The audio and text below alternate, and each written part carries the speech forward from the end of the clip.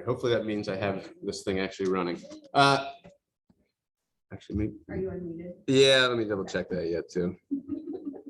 I am unmuted. All right. Like I said, 0 for 3 for the last 3 weeks. So there's too many things for me to look at, and then I want to start thinking about what I'm actually talking about this morning. So this is actually lesson number 10, week number 10, looking at church history. And this is the last Sunday that I'll be teaching. And we are already a week behind because we lost a Sunday. So I will not be getting up to the present day. Although, spoiler alert, I probably wouldn't have anyway, because I just had so much to cover. So what's most likely going to happen is I'm going to be talking and then we're just going to cut out. And it'll be a very anticlimactic end without a satisfying resolution. But I would like to point out that even if we got up to today, it would cut out without maybe a satisfying resolution because we're mid-story. We're still in this right now. And so we can't tie all these themes up with a tidy little bow and say, okay, and everything's great now. We are still in the midst of the history of the church. And I thought we could maybe start at the beginning if my slides actually advance here. I will try to do that. Just to be reminded of kind of where one of the first slides we looked at week 1.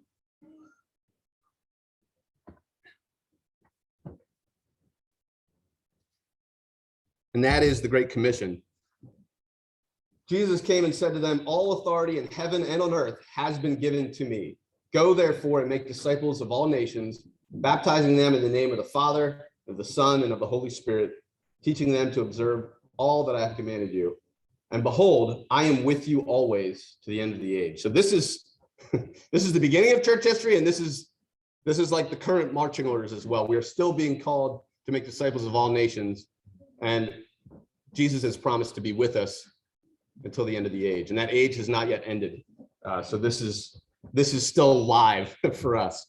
So, okay, where we left off kind of in an exhausting part of church history, and that was with the Treaty of Westphalia, which was the end of the 30 Years' War, kind of in Germany and around those parts. That was a great loss of life, a lot of conflict, and really just a kind of a period of exhaustion. This is sort of like a settled stalemate, and it really left the continental part of Europe just kind of exhausted from war, weary from a century of trying to work out what Reformation doctrine looks like on one end, but then how that relates to the governments of the nations of Europe. And what it resulted in was a lot of war and conflict. Over on the English Isles, things have been going back and forth for a while between Henry VIII had kind of established the Reformation in England, but he really wasn't all that interested in doctrine. He was interested in a divorce. And so the Reformation didn't take firmly in England for a while. It kind of went back and forth depending on what king or queen was in power. Eventually, Queen Elizabeth came into power, and she had a long and stable reign. That's the age of her reign, not the age of her life. So she had a long and stable reign. And during that time, England began to become the British Empire. And that's actually kind of important because the rise of England as a world power, as you can see, means that over the coming centuries, they're going to become the British Empire, and the sun never sets on the British Empire. There are territories connected to English-speaking Great Britain really all around the world over the next couple centuries. And that's going to be a big deal when it comes to missionary expansion. Suddenly there are areas, there's a whole bunch of new avenues opened up for world missions. And that's really going to be, if I talk fast enough, we'll get to the beginnings of that, but probably not. Just warning you ahead of time. But this is kind of the sort of thing that starts to happen is the world has really opened up. The discovery of the Americas means there are 2 whole continents that have never heard the gospel. And there are all kinds of economic and political interests that are also mixed in with all that.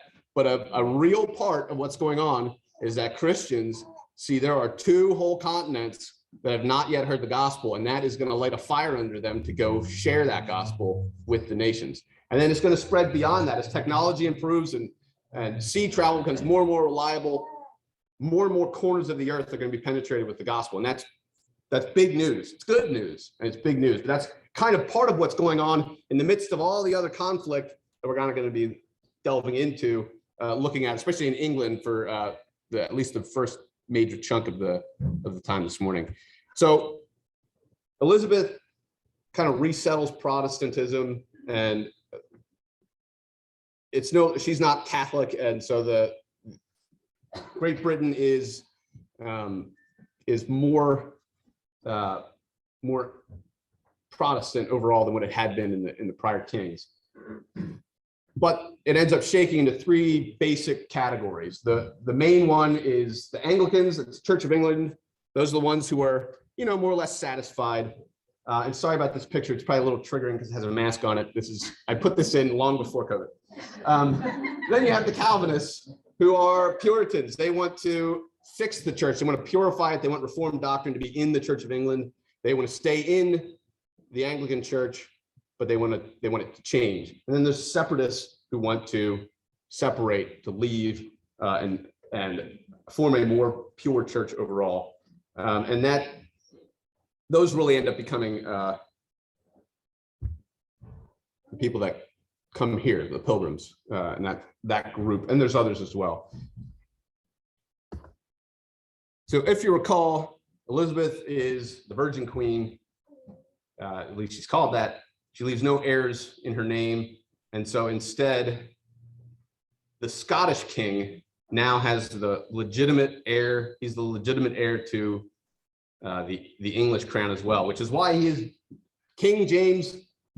Yes, King James, the fourth and the first. So he's the fourth one of Scotland, the first one of England, and sixth. I'm sorry, I'm looking too slowly at my or too quickly at my slides.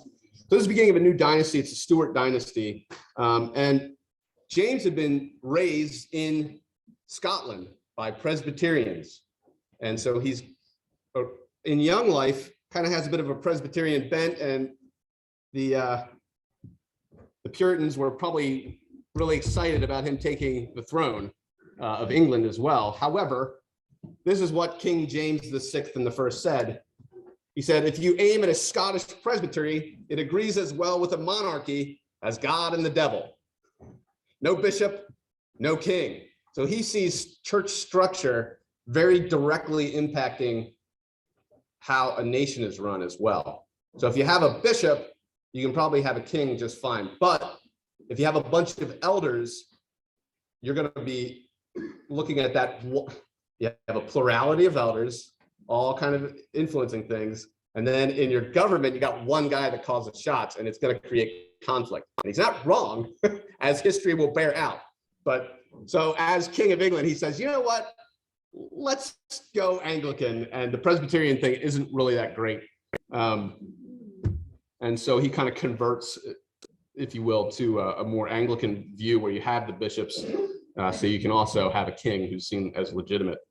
One of the good moves he does, though, is he tries to get the Anglicans and the Puritans to work together, and he gives them a noble goal, which is to create a lasting and well done English translation, even better than the Geneva Bible. So it ends up replacing the Geneva Bible as kind of the standard English Bible, and we call it the King James Bible, 1611, and the original King James. This ends up becoming, it's a bit like the Latin Vulgate. It becomes that good of a translation that no one ever wants to move on from it. And so you still have churches that are King James only as a result, which reminds me a little bit of how the Catholic Church held on to the Latin Vulgate for maybe longer than what was helpful. But if you read a King James Bible, it does have a certain something to it, doesn't it?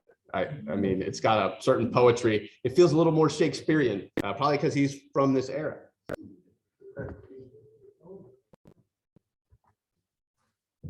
Well, what happens is that the Puritans don't go anywhere. They are very influential in the English Parliament, and conflict inevitably arises, just like King James kind of foresaw.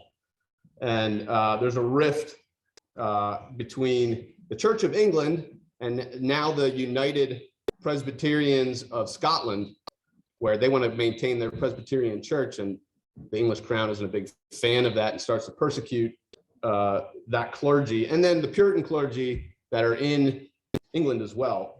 And this eventually leads to Parliament, because it feels a little bit more Presbyterian in its governmental structure, kind of aids and kind of gets connected with Scotland. They're sympathetic to Scotland's cause, and it ends up launching into the English Civil Wars, which last for a several-year period of time, where Parliament unites with Scotland to fight against the king.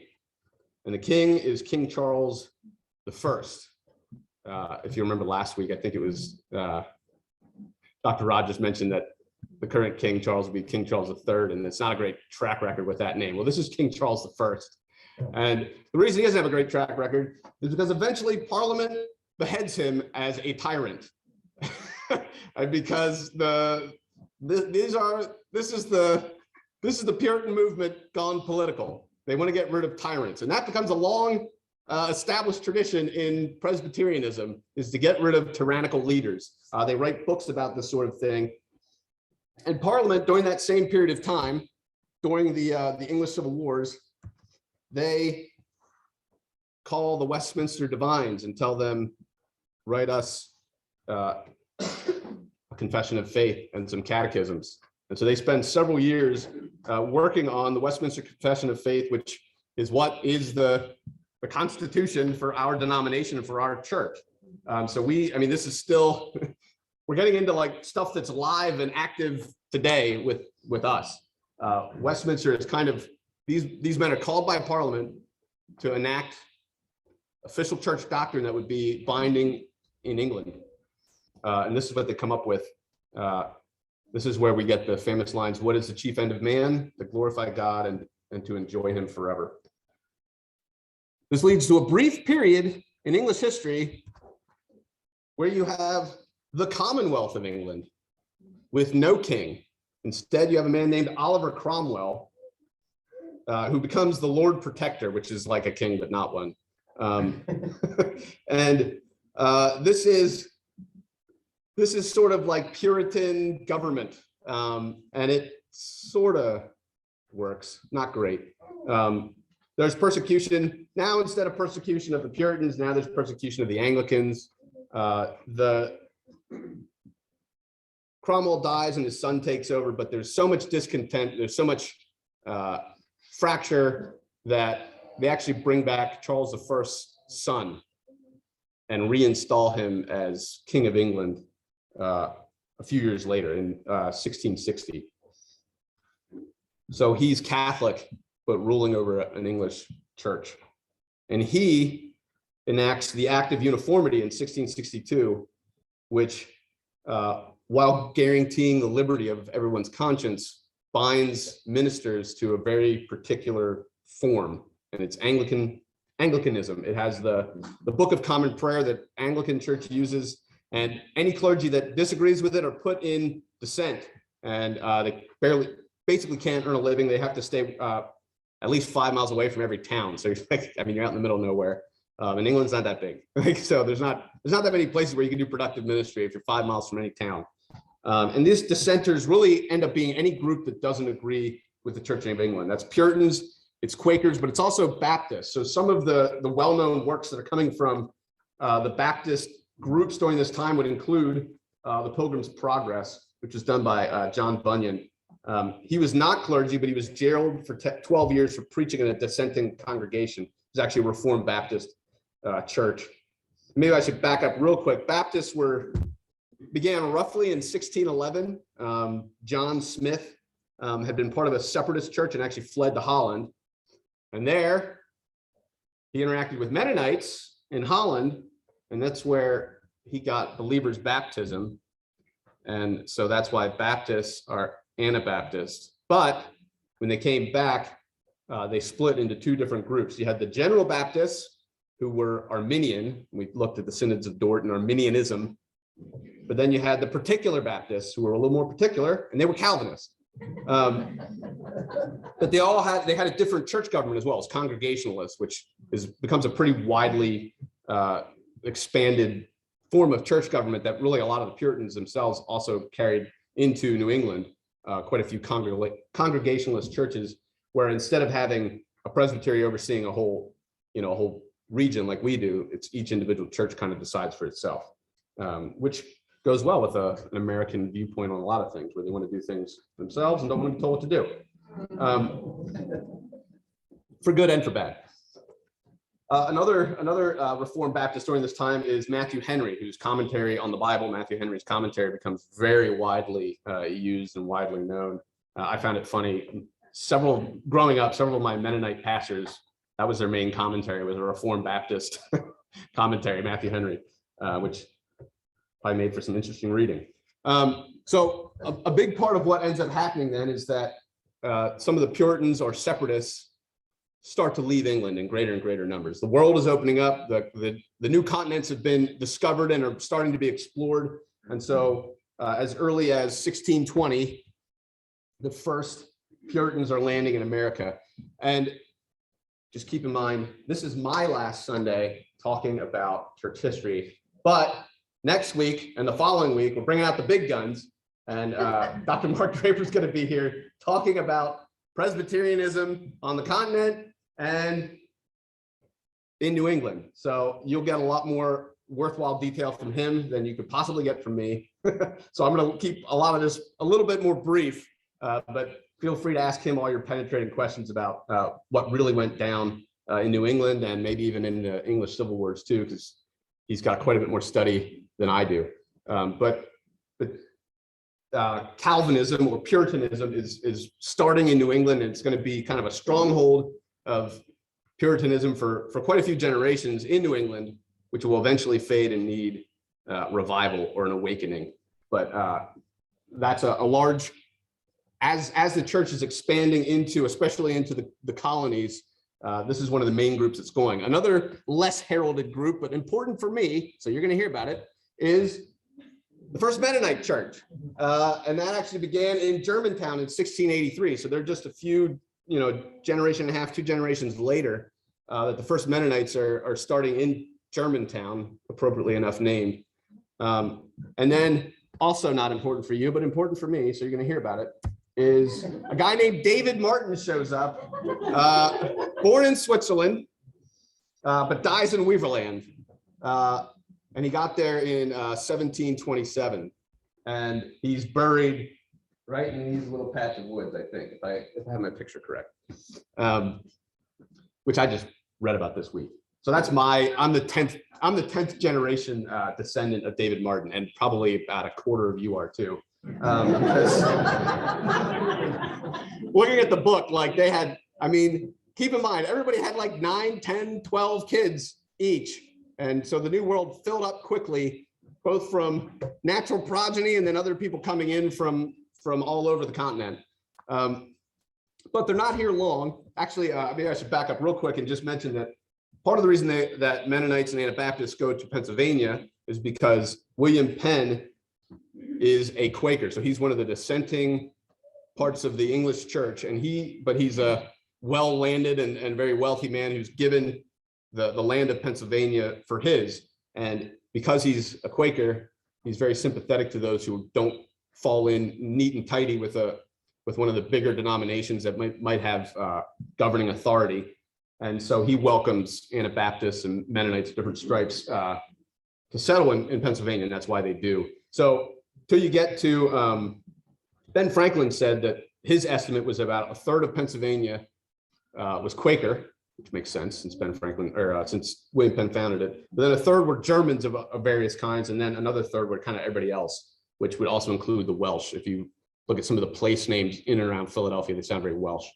So that's a lot of who's settling in Pennsylvania.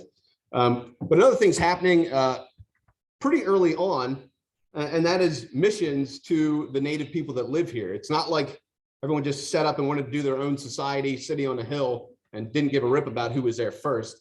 They did, and there were missionaries very early on. The first one was actually a man named John Eliot, who was doing mission work until the late 1600s, and David Brainerd comes after him. But John Eliot actually learned the language of the native tribes in modern day Martha's Vineyard.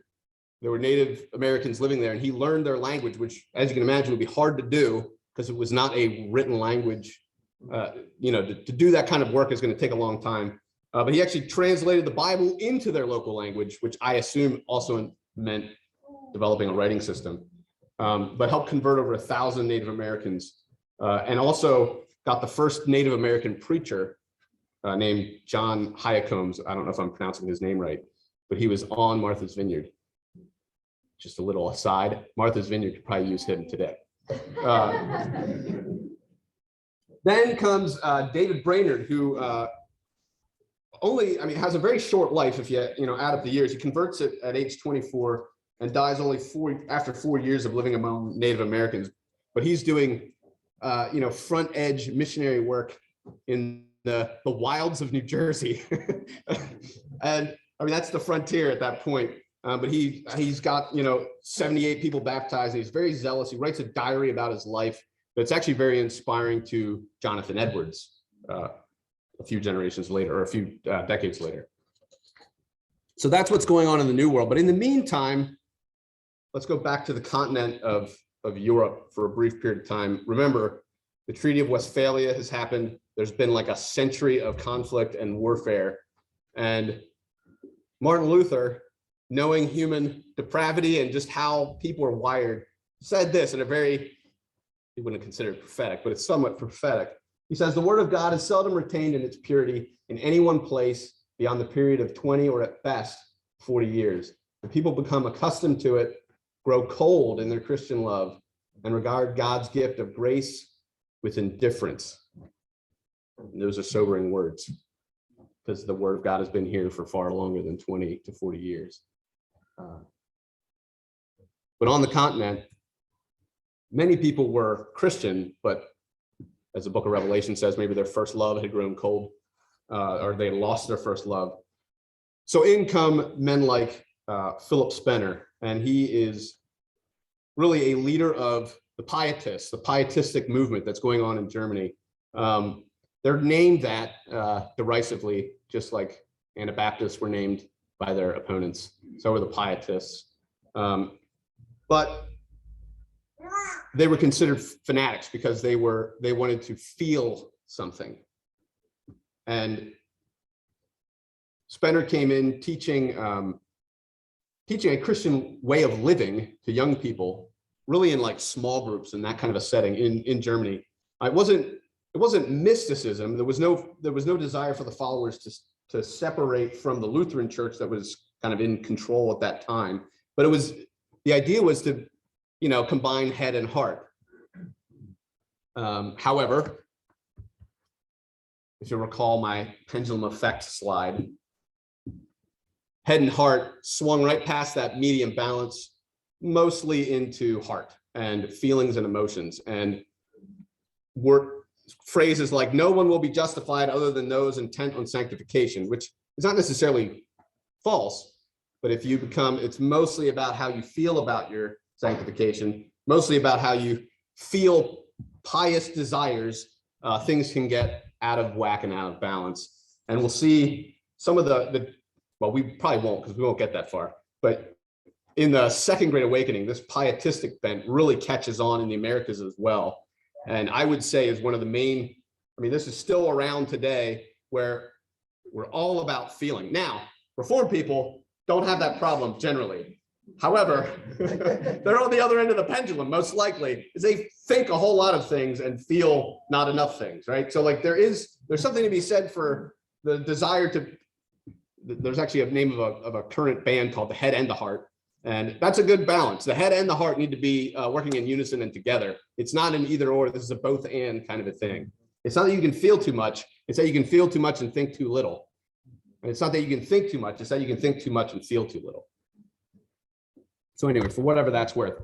In the meantime, the Pietistic movement is really bringing about kind of a renewal on continental Europe. And that includes a man named August Hermann Frank. I don't know if that's the correct pronunciation, but we'll go with that. He is another leader of the Pietists. He's actually a pupil and a friend of Spener, who came just a few years before him. But one of the things he's well known for is opening a massive orphanage to take care of children. And some of that, think about all the orphans that were created during the 30 Years' War. Any war like that, especially when on the continent around the people, there's going to be lots and lots of orphans. And he founded an orphanage. It was entirely based on offerings from others. They had no way of income other than what was generously donated. But at one time, they had 2,500 children being taught there a year with 175 teachers, all from the donations of others. And this model becomes actually a major influence on people that come after him, including John Wesley and George Whitefield, who both opened orphanages as well. But you're starting to see Christians are trying to, in a slightly more modern sense, like address social ills and be involved in helping alleviate poverty and those kind of things. Another guy I mentioned from this same time period who would be connected, he actually went to, so he's third generation. He went to Herman Frank's school, and Frank went to Spener's school. So he's kind of like the third one down. And he's my favorite name in church history, Count Nicholas von Zinzendorf. And he was a count, so he had large land holdings in Herrnhut in Saxony, and invited another persecuted minority group called the Moravian Brethren to stay in his lands.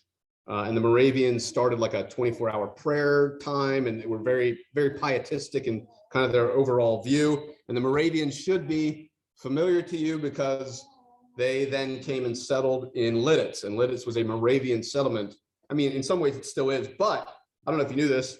It was founded in 1756, and for nearly 100 years, only Moravians could own property in the town. And so a lot of the oldest properties are exclusively Moravian, at least in their original owners. But Zinzendorf has a great kind of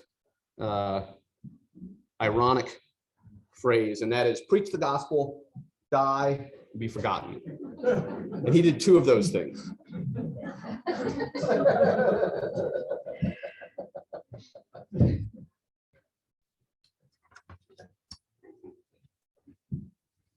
The Moravians, actually, let me back up. This will be distracting. The Moravians were also well known for their early missionary endeavors. They really, from that prayer gathering in Herrnhut, they scattered to the four winds, including Lidditz, but many other places as well. And they had a strong missionary presence. And they actually became an inspiration, much like Frank was for the orphanages.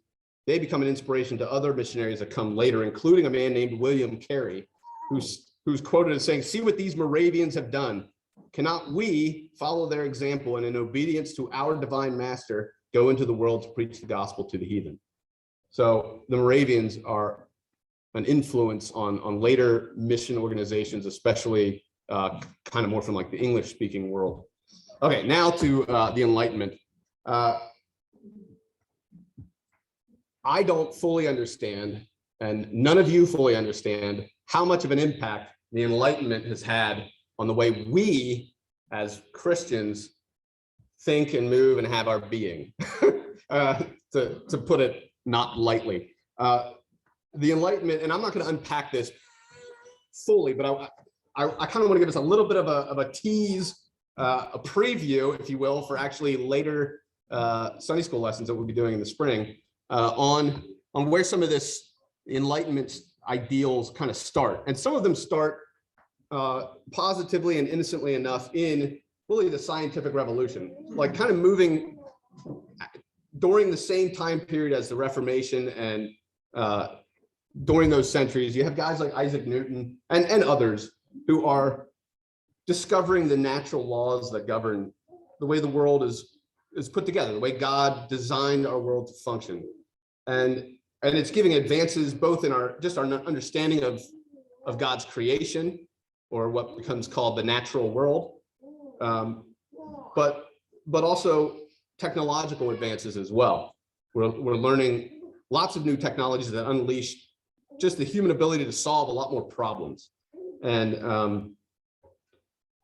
the early sciences are really seen as part of God's providential care for creation.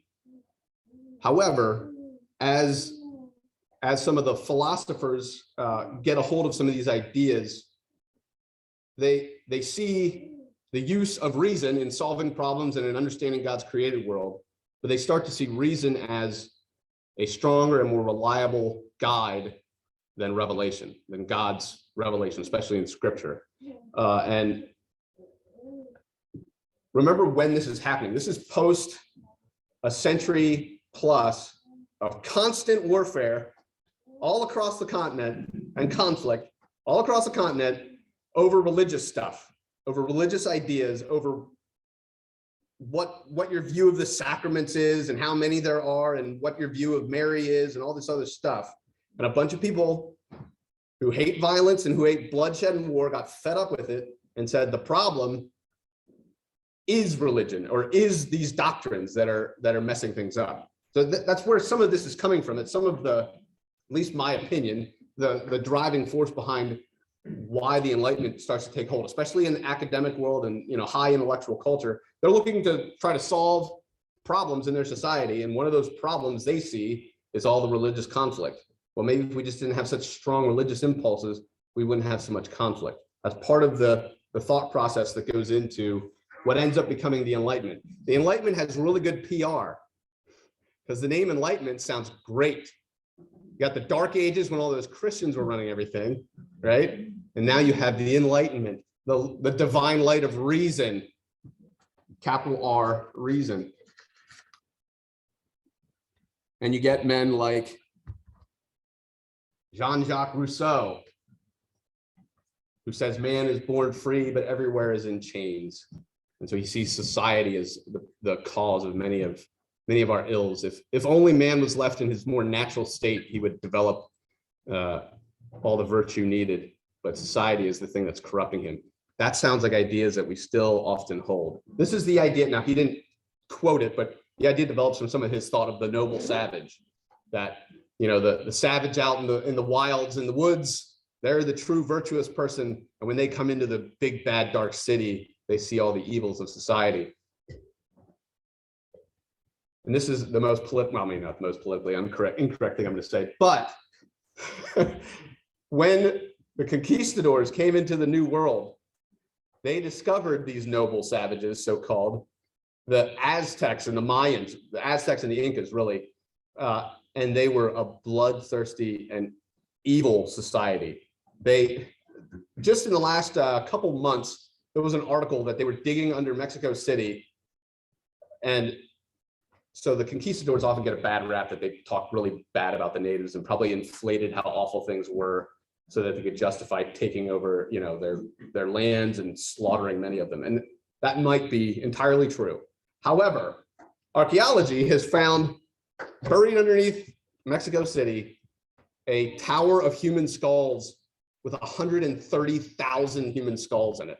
Now, just to understand the kinds of societies that a godless place, a dark place that has never heard the gospel, what it actually creates. It's human sacrifice and slaughtering your vanquished enemies on top of a pyramid to the gods for fertility and to get the favor of the gods. Now, Rousseau's not thinking about that because he's in Europe living a upper middle class lifestyle. Like, that's not what's in his mind. But just think about how conflicting those two ideas are coming up against each other. Another thing Edmund Burke said, who I trust more than Rousseau, is that talking about Rousseau as a human being, he entertained no principle but vanity. With this vice, he was possessed to a degree a little short of madness. So this is the man telling us he's very well versed in this is how society should operate. And he ends up becoming really one of the founders of a lot of the thinking that leads to the French Revolution. He also writes a very influential book called Emile, which talks about child-directed learning, which is talking about how if children are just left to their own natural curiosities, they will discover all this wonderful stuff and won't be boxed in by educational systems. That sounds all fine and good, but this is coming from a man who had 4 children, all 4 of whom he put into orphanages as soon as they were born. So he doesn't know anything. This is not a dispassionate historian talking. I have an axe to grind. One of my favorite this might be the most politically incorrect thing I'll say this morning, but it's not me, it's a quote. One of my favorite historians said that if Hitler and Rousseau were in a room and he traveled back in time and had 2 bullets, he would shoot Rousseau twice. I don't know if I agree with that, but just so you understand, Rousseau lays a lot of the foundation and groundwork for some of the worst things that happen. Also, he's pre-Hitler, so maybe if you take care of Rousseau, you take care of Hitler with, without having to deal with him at all. Then you only murder one person. I would not recommend traveling back in time to murder anyone, just in case anyone thought they were going to do that. But the attitude toward Christianity specifically, especially in some of the leading Enlightenment figures, becomes increasingly negative. And so Voltaire says Christianity is the most ridiculous, most absurd, and bloody religion that has ever infected the world. But it's not like he has no point at all, because there was lots of bloodshed that happened right before him. So I'm trashing them, but at the same time, like, understand where they're coming from. Like, they're responding to a continent full of warfare, and they're saying, I thought the Christians are supposed to love their neighbor, and this is what they're doing instead. They don't know what they're talking about. And I think we should take that criticism for everything that it is worth. In the Americas, this Enlightenment thinking is also penetrating into especially the elites of American society, of Thomas Paine writing The Age of Reason, where he really casts a lot of doubt on revelation, on the Bible and its authority. So, I mean, this is definitely a major part of what's happening in the early 1700s and the mid 1700s. And it just becomes a time of spiritual decay in a lot of places, especially in Puritan New England. The quote is that Puritanism by that time was dead. This is 120 years later. Anglican bishops are accused of being very worldly into sports and politics and entertainment. That doesn't sound like today. And people are drunken, immoral, and cruel, and just not, like, if they're in church, they're just there. They're just filling a seat, but they don't really care.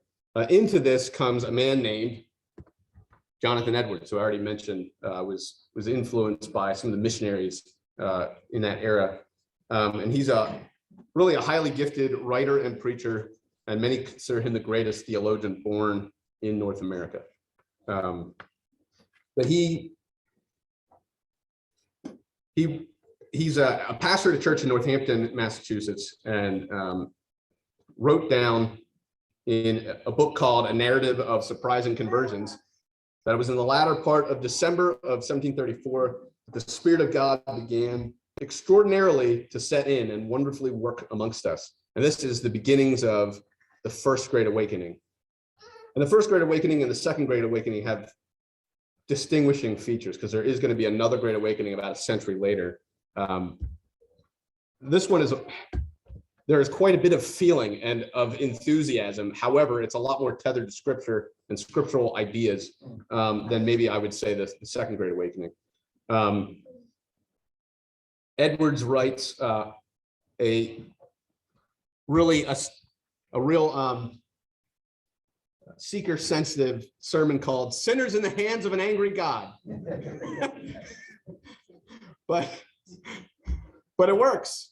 There's people, I mean, there's reports that people are like clinging to the pews, worried that like hell's going to open up beneath them and swallow them whole for their sin, their unrepentant sin. And so there is this great awakening that people really are coming to Christ and renewing their faith and converting. It's a time of revival. But what Edwards writes in his narrative is very like sober and instructive stuff. It's not emotional manipulation and that kind of thing. In fact, they say that when he would read his sermon, he would kind of read it verbatim off the page without like modulating his voice dramatically, so that he wasn't like grabbing people by just shouting or pounding the pulpit.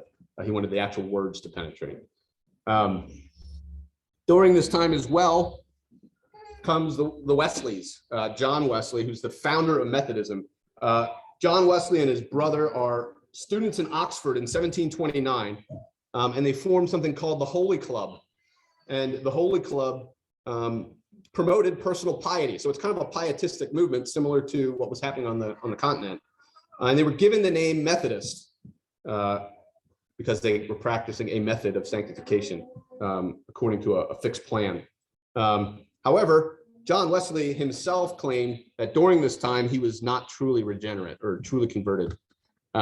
He actually spent some time in Georgia doing mission work. And so this is a statue of him in Savannah, Georgia. But during that time, he interacted with Moravians. And the Moravians really were impactful on John Wesley and convinced him that he wasn't truly converted at all. He arrived back in London at a Moravian meeting house after his mission work, and while reading Luther's preface to his commentary on Romans,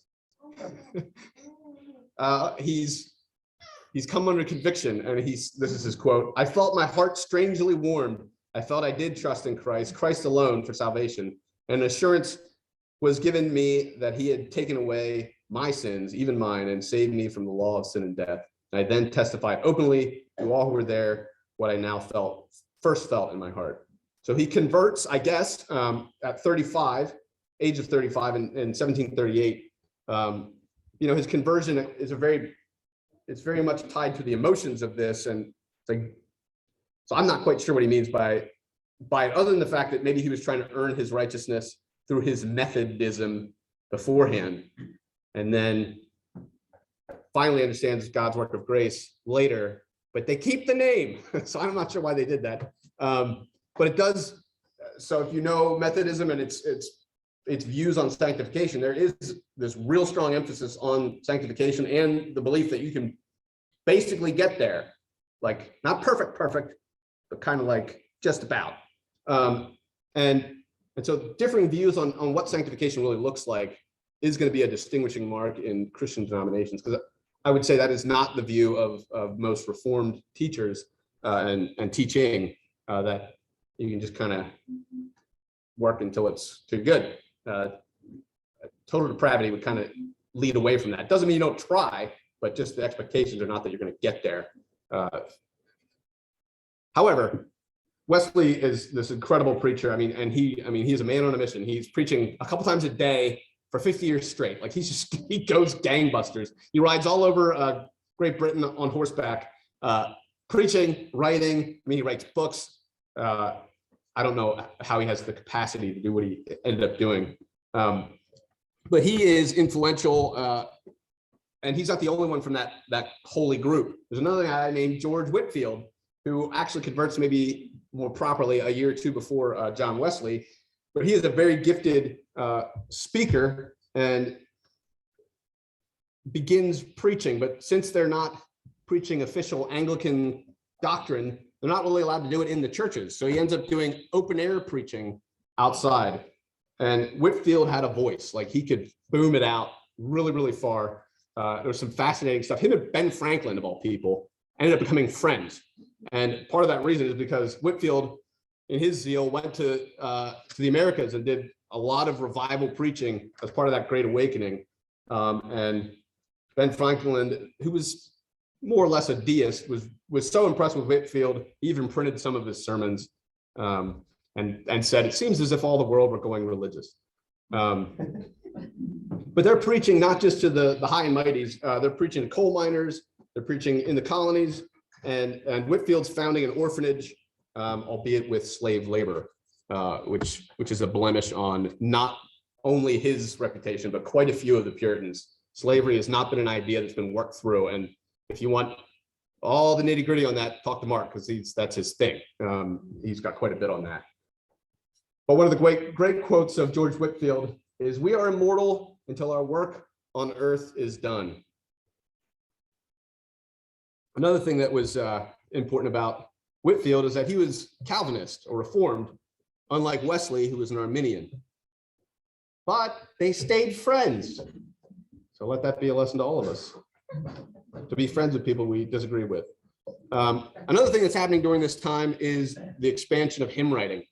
Up until this time, like a proper Scottish Presbyterian, you're singing the Psalter and nothing else.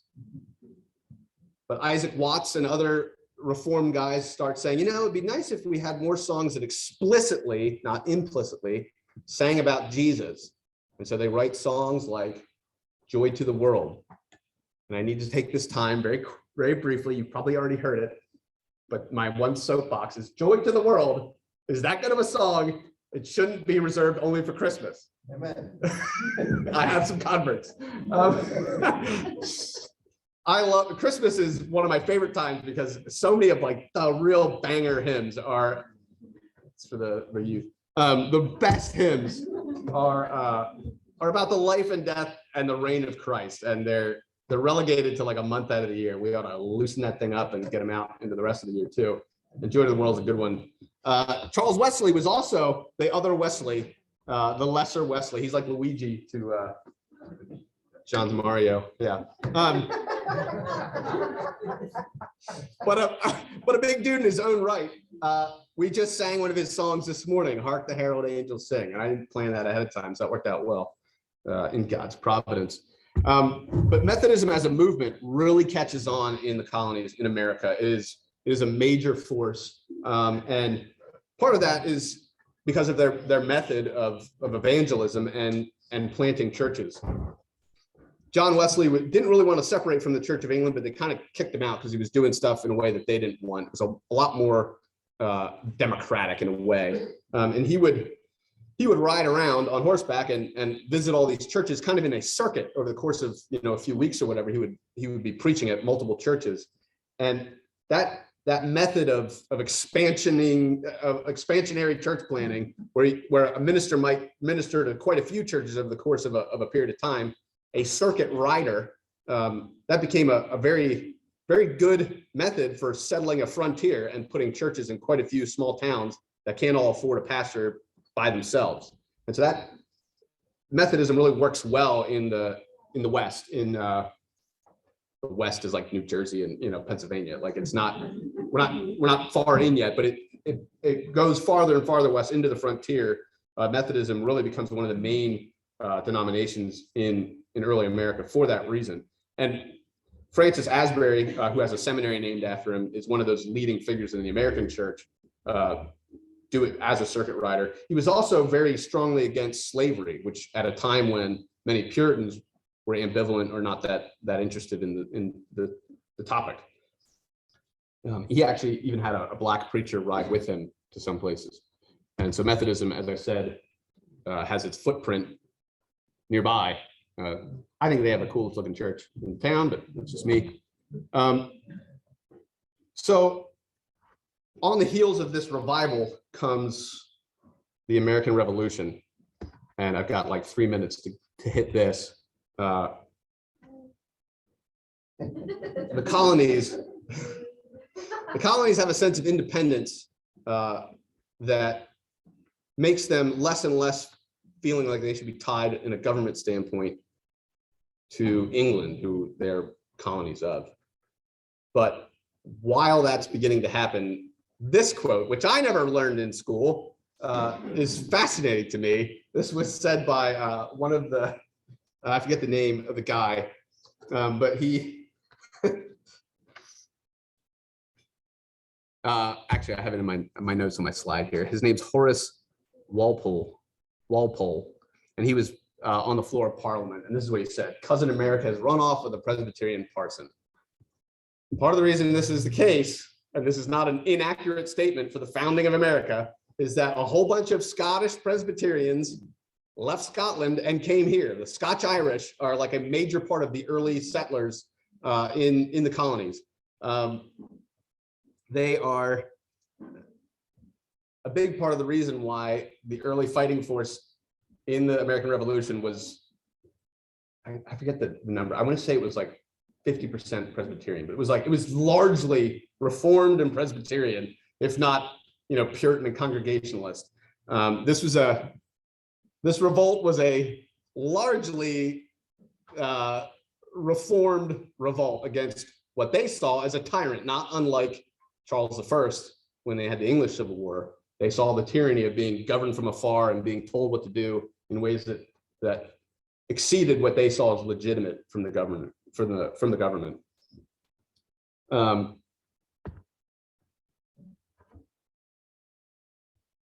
And this is one of the things that like I learned that's maybe different than what I had heard, is that, you know, of the people that were adopting the Constitution, I grew up hearing, oh, well, a bunch of them were deists, and that is true. Like you look at Jefferson and Benjamin Franklin, deists, although their sense of deism was not maybe what we would acknowledge as that today. I mean, they still saw a God who intervened in history. So I'm not quite sure how that fully lines up with deism. But of the 55 men that worked at the Constitutional Congress to get that ratified, to get the Constitution ratified, 50 of the 55 were in like Orthodox congregations. Whether they were Orthodox themselves is another question, but these were largely Christians founding a nation, not necessarily a Christian nation, but it was a thoroughly Christian society. And this is kind of the breakdown in the colonies. Like you have quite a bit of, I don't know if you can see that, a lot of the southern states are very Anglican. The northern states are more congregational. That's where the Puritans had been. But there's a smattering of Lutheranism and Presbyterianism and quite a bit of others. So you really do get that melting pot. And this is why there's a separation of church and state, is because there's not one church. I mean, they're all Christians, but it's not one denomination. And so when they ratify and they want that separation of church and state, it's because several states had different churches that were in charge of that state. When the Constitution was adopted, 9 of the 13 states actually had official ties to a denomination. And that slowly removed over time, over the course of really the next 50 years. Most of them kind of no longer had an official church for their state. That's part of why that initial separation of church and state was in there. Not to make us a secular society, but so that the Anglicans didn't get to boss everybody around. I mean, that's really kind of what it came down to, is different states wanted different churches to be in charge, but they still wanted them to work very closely with the government. And whether that's a good idea or not, you can ask Mark. But that is part of what's happening. Now, the last slide I want to get to is this one.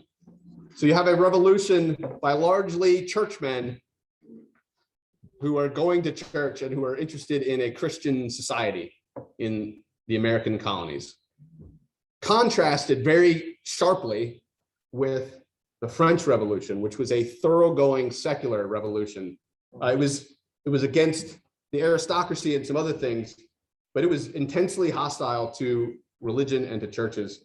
The new government of the French Revolution was that dead set against Christianity that they wanted to create a 10-day week instead of a 7-day week, because the 7-day week was seen as too Christian. Church bells were melted down, church services were forbidden, secular sermons were preached on every 10th day. And so there was open secularism and violent opposition to Christianity. And that's what Rousseau wrought and others. It's this Enlightenment view that religion needs to be done away with publicly at all costs and completely remake society in a secular way. And it led to incredible bloodshed and the guillotine and the reign of terror and all the things that the French Revolution did. And then Napoleon Bonaparte was seen as like a restorer of public order, and he was kind of Catholic friendly. That kind of brought an end to some of the French Revolution, but a lot of that undercurrent stayed in France and really has stayed in our society today. And so the question is, what revolution do you want? You want a revolution where God and his word are honored, or do you want a revolution where that is frowned upon? And we are still in a war. It's a war between God's people and Satan, not the people that are unbelievers, but against Satan and his armies, where our war is to rescue them and to make disciples of all nations. So that's where I'm going to stop. This is not a happy spot, but just know that in the coming years, men like William Carey come up, and even look at this next slide. Talk about a deep cut from our from the sermon this morning. John Payton, you just got to mention this morning in the sermon, and this is, you will be eaten by cannibals, and he wasn't, and God protected him with angelic armies, and maybe that would still be the case when we take those risks. But I'll end there. Come back next week. Yeah, Dave. I don't know if Dave wants to say that we really appreciate it for pertaining. You covered it so well. Thank you. Thank you.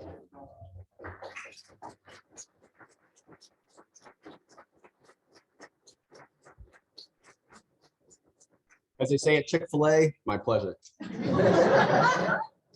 Have a good week.